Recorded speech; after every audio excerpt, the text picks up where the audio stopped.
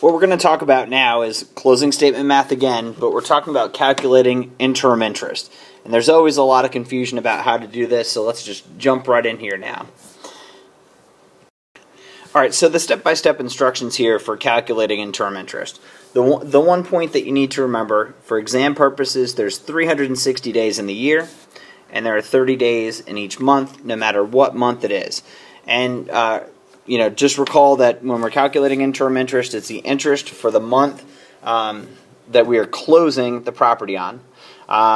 The bank will charge them for the month that we're closing. So in the next problem, it's going to be in September. October, there's no payment that a buyer would have to make. And then in September, the buyer will make their first payment, and it'll pay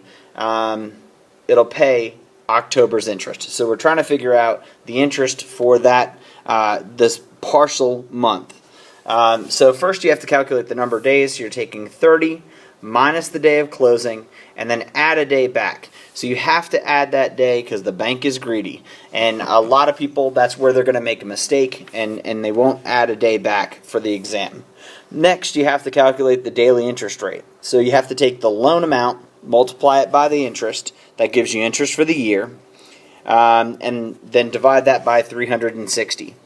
When you do that, you have your daily interest rate. And then to calculate interim interest, what we need to do is take the daily rate, multiply it by the number of days, and that gives us our interim interest.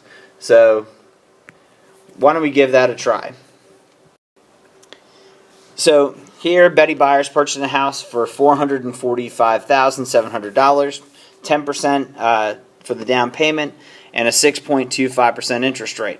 Closing is September 10th. What would the buyer pay for interim interest? Now, the first thing to realize is that you're dealing with the purchase price here, not the loan amount. So if we take that and multiply by 0.90, we can get the loan amount of $401,130. Okay? So just so you don't make that mistake and use the selling price instead of the loan amount. Now, remembering from our steps from the previous slide, what we need to do is calculate the number of days. And how do we do that? 30 minus the day of closing, which is the 10th, gives us 20. Now add a day because the bank is greedy, 21 days. Next, we have to figure out what the daily interest rate is going to be, the interest charge is going to be. So 401,130, the amount we borrowed, multiply it by the 0.0625 or 6.25%, and we get $25,070.63. Now we've got to get the daily rate, so divide that by 360, and you get a daily rate of $69.6406. All right.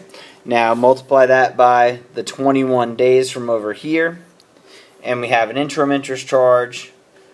So interim interest is $1,462.45. Remember, that goes in on the settlement charges on the closing statement worksheet.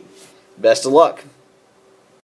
And remember to keep practicing. I can guarantee that you'll have a question related to one, you have to do the settlement statement, which is four questions on the final exam. And the other thing that you'll have to do is probably calculate how much a buyer needs to bring to closing. So make sure you study this point.